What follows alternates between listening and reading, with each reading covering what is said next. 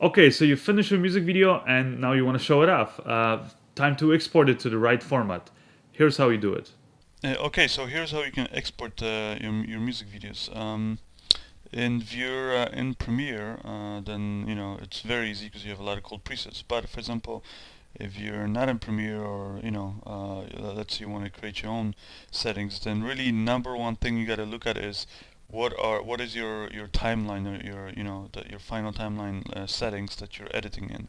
And like I was saying before, for example, we'll look at this, the Final Cut.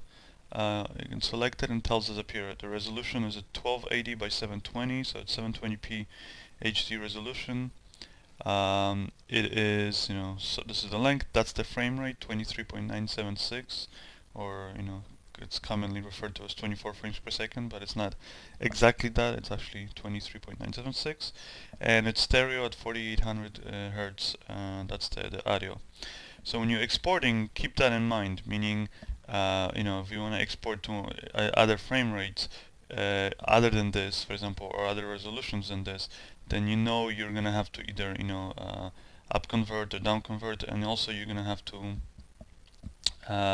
change the frame rates. So for example, for like standard TV, let's say DVD, you would have to change the frame rates, and or maybe for like standard television, you'd have to even interlace it. But if you're exporting it for for things like YouTube or Blu-ray these days, you don't have to worry about these things because these are also standard settings. So anyways, in Premiere it's very simple. Make sure you have your timeline selected that you want to export. Otherwise, it will export one of these other things you have here in your project bin. You go to File, Export Media, or Control M shortcut. Um, and then here you have different presets. So you click from format. So for example, you can export it as an H.264, which is an and .mp4 file, which is a very common file format that it's easy to upload to YouTube and things like that. So you can choose that, for example, and then from the preset from below it, you have lots of cool presets that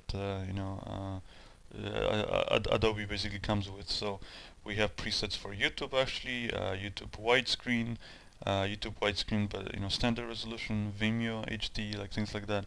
You have HDTV. Like for example, if you look at these two, I'll just show you two basic ones. Since our video is shot at 720p, you want to look at mainly at these settings here. So let's say we want to output to HDTV at 720p, 24 frames per second. So you click it, and the only thing you would want to change here is because the frame rate, it says it's 24, but in fact our project has been edited at 23.976 because that's what our native footage was recorded at. Because that's what most video cameras these days record at. So we'll select actually that frame rate. So we'll select it. So that's one thing you'd want to change. Other things you can look around for at up here, and we're in the video settings bar. This is the target bit rate. So this is the minimum, and then the maximum sort of the target bit rate. So this is 6 megabytes per second. This is 10 megabytes per second. And this is sort of one thing to kind of keep in mind, because if for example if you want, let's say you export this and then the file turns out to be way too big, then for example, like let's say you want to email it to somebody and it's just way too big, well then you're gonna have to basically adjust this. So you're gonna have to take it down, and obviously this one, the target bitrate, is always going to be lower than the maximum bitrate. But you're gonna basically you're gonna put it down, so you can put it to 1.4, let's say, or whatever megabytes per second, and then this one you put it a little bit higher. Um, but you'll also notice that the lower this is, which is gonna result in a lower file size, the quality is really also going to suffer. So you can sort of play around with it and see what the different settings will do.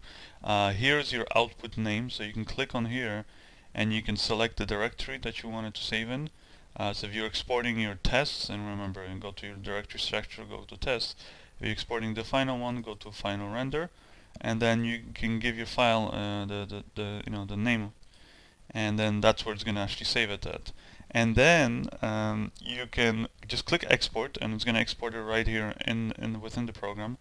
Or cool thing is, if, like example, let's say you want to export a few different versions, like let's say we'll do this version right now, the HD 720p, but we'll do it at 23 frames per second. That's the only settings we'll change. Audio should be okay. It says stereo 48 hertz. And if you want to increase the quality, and again, it's kind of like when you're exporting MP3s, you adjust the bitrate, so you have different presets for the audio. And then you just go Q, and what that's going to do is it's going to open up Adobe Media Encoder, and it's going to basically queue the file for you to export it in. So as you can see, I have my other files there from before, for example, that are queued, and I just chose those right now to be skipped. But I have this one. This is for the music video, and for example, now I can go back and let's say I want to export that same music video, but in a let's say for YouTube settings. So I'll go again, export media, and we'll go to still in H.264, but we'll choose our other preset for YouTube widescreen HD. And as you'll notice, it's gonna be all, you know, pretty much the same thing, same resolution. We'll again change the frame rate to 23.976. Things that will change is the maximum and you know the maximum bitrate and the target bitrate. You see they're different, and different basically meaning this is the ideal bitrate for YouTube basically. So you have, you know, top quality for YouTube without, you know, making the file bigger than is necessary. So this is again optimal settings. So again, we can export this. Let's say if we want to export another another version of this music video for let's say Blu-ray. So you can go here, MPEG-2 Blu-ray, because both Blu-rays and DVDs are encoded to MPEG-2 file format. So we'll, for example, click MPEG-2 Blu-ray, and then up here again you can go to presets, and you have different presets. You have 1080i high quality, you have HDTV, 1080i high quality, 1080p, 720p. So you can choose things. So for us it would be 720p because that's what our project is edited at 24 frames per second. There's no point of exporting at 1080p since it's our project is not that high quality, so it won't make a difference. So it's better to have this, which will be a bit slower file size. So click that, and then again, if anything, the only thing I would change is the frame rate. Change it to what our project is, if we want to be more accurate. I mean, if you leave it at 24, it's not like it's going to be disastrous. You'll still be able to watch it, but you might get a frame here or there where it skips or it duplicates a frame, because basically over time we'll try to adjust to that same frame rate. So that's kind of what's going to happen. And otherwise, you have your minimum target, maximum bitrate.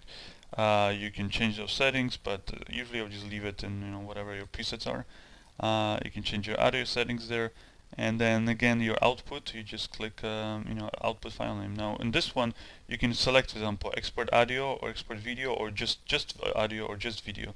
And the reason is because when you're exporting to MPEG-2, but for Blu-ray or for DVDs, then it's actually going to output two files for you. One is going to be called M2V file extension, and the other one is actually going to be AIFF or MP3, depending on what the file format is that you chose here.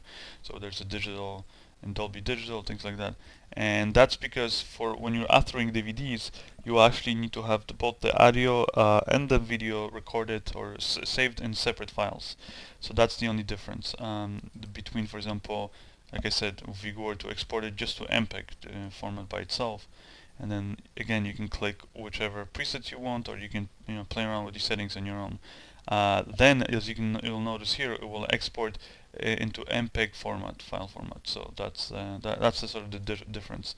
Let's say we want to export it to DVD, so we'll go MPEG to DVD. Now, standard, DVDs are standard resolution, so it's gonna have to downgrade the resolution. So what we'll do is we'll say, for example, we want it to be NTSC, progressive. Progressive meaning there's no interlaced frames, and widescreen, high quality. So I'll click this, and up here we'll see you can increase the quality even more, which will increase in file size. It's looking for the frame rate, and it's right now saying that it's because this is the standard NTSC DVD frame rate, which is 29.97 frames per second, or commonly known as 30 frames per second. So we'll click this, and we'll actually change it again to the 23.976. Why? Because our project is that way. Leave this field order to none. It's progressive, meaning the frames are being fully rendered out. There's no interlacing happening. And that's it. The rest, I mean, it's gonna, pixel aspect ratio. It's gonna actually make sure that it is outputted 16:9, and you can sort of preview it. You can go here to output, and you'll see how the final thing is gonna look. So, because of the aspect ratio of DVDs, it has to add a little bit of a black bar here and here. So that's the kind of the difference that you'll see. So this is our source. This is our original.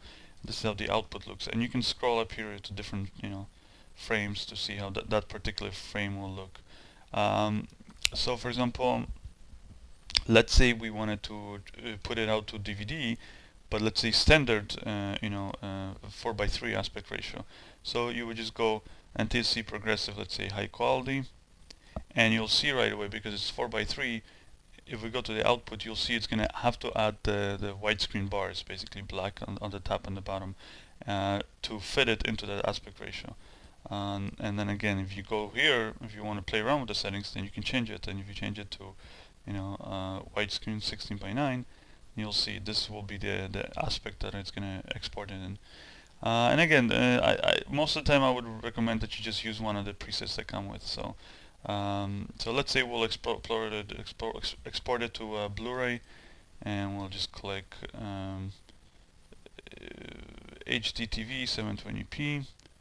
We'll just change the frame rate, make sure we're exporting it to that same format folder, and once you're happy with the settings, you can click Q, and you can keep on adding your different versions like that to your Adobe Media Encoder.